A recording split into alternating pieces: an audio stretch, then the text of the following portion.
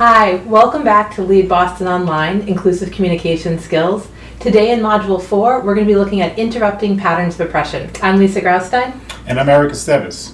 In this module, we have two goals. One, to align our impact with our intent. And two, to interrupt patterns of oppression in ways that are more just and equitable. In Module 1, as you remember, we talked about social identities, those identities into which we are born and that are socially constructed and dictate a lot of our social interactions with each other. And in Module 2, we talked about the 4 I's of oppression: institutional, internalized, interpersonal, and ideological. And in Module 3, we looked at patterns of oppression, those everyday ways that we've been conditioned to interact with each other that stereotype and dehumanize, exert power over, dismiss or deny experiences, silence voices, or keep the privileged and the in-group comfortable, and that all work to maintain systems of dominance and oppression. So to start off, let's make sure we have some common definitions. Intent versus impact. Intent is what we want to have happen, whereas impact is what actually happens and how others experience our actions. You can understand intent as being based on our goodness, our good intentions, whereas impact is really based on the 4 I's and our awareness or lack thereof of those 4 I's.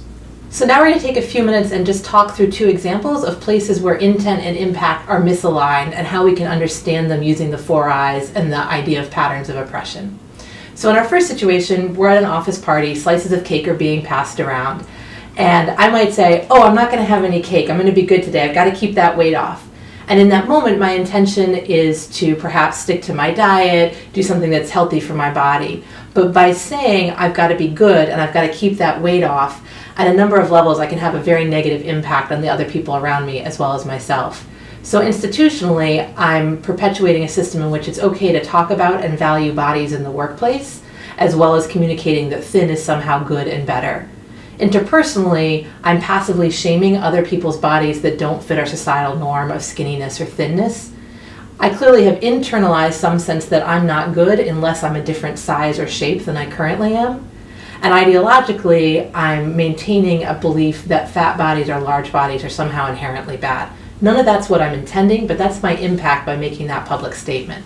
So when we think about the broader context of how the 4 I's show up in the workplace, there are certain patterns that come into play. There's a pattern of keeping the privileged comfortable, of stereotyping and dehumanizing. Ideologically, the others perceived as wrong or bad. Institutionally, we're constantly being asked to validate your right to be here and constantly critiquing of others. Interpersonally, it's judging passively of others and placing the need to fit in over creating an inclusive workplace. And then lastly, internalized, it's I am not okay unless I conform to X standard. So for our second example, we're going to look at a new team forming. People are going around introducing themselves, and one staff person shares that they use they, them pronouns. A veteran staff person then says, I'm not going to use a plural pronoun for a singular person. It's not grammatically correct. In that moment, that staff person is just expressing their sense of how they feel about pronouns, but really they're communicating a lot about gender, and because they're a veteran staff person, that comment carries some more weight. So at an institutional level, it's a denial of the diversity of gender identities and expressions. At an interpersonal level, it's a complete denial of the other person's identity, existence, and what they have expressed they want and how they want to be seen in a space. Internalized, this person seems to be expressing a real discomfort with other gender identities that exist outside the binary, and ideologically they're reinforcing that there are only 2 genders within the binary, which we know is not true. So again, let's take a look at the 4 I's and how these patterns show up in a broader context. Ideologically, everyone must meet a narrow set of norms. Institutionally, you're constantly being asked to validate your right to be here, constantly critiquing of the other. Interpersonally, the others must do all of the education and advocacy. And the in-group doesn't have to expect to have to change anything. And lastly, internalized, it's the in-group's worldview that is centered. And these patterns reinforce the notion of keeping the privileged comfortable, exerting power over others, denying experiences, and silencing voices. So now we're going to ask you to pause and reflect, as we always do. When was a time recently that your intention did not line up with what actually happened? And then how do you know this? What was the feedback you got that your impact did not align with your intention? And how did you respond to this feedback?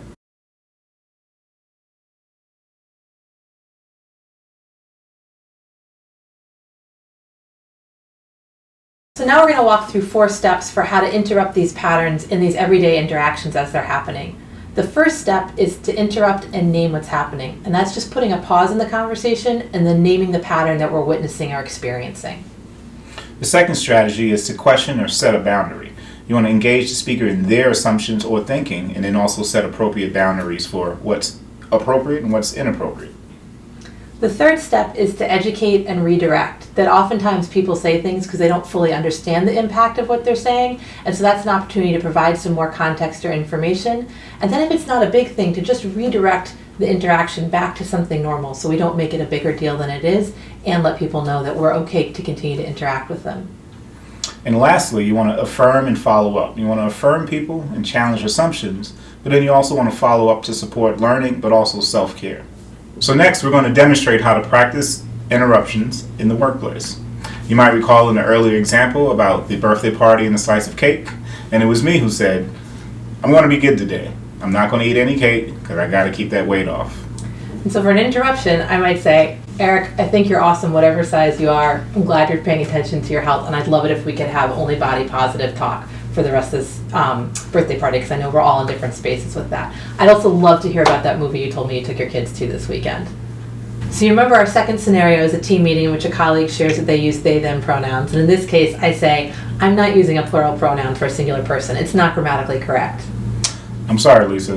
This is the workplace and not English class, so I will be using their pronouns. But also, we should chat offline because I would certainly want to make sure everyone's identities is respected. So in this example, I use a variety of strategies. I educated, but I also set a boundary. I redirected, but I also planned for follow-up. And also in terms of the follow-up, not only will I be following up with Lisa around her assumptions and thinking, but also with the person who was targeted in that conversation as well. So for your skill practice for next time, we're going to ask you to keep noticing patterns, and this time as you're noticing them, to actually practice interrupting them using these 4 steps of interrupting and naming, of questioning or setting a boundary, educating and redirecting, and affirming and doing some follow-up. And for your post and share activity, try the following. Write up a situation in which you interrupted a pattern, and think about what did you do, how did it go, and how did you feel about it. And please remember to protect the privacy of individuals involved. Thanks for joining us in Module 4. I'm Lisa Graustein. And I'm Eric Esteves.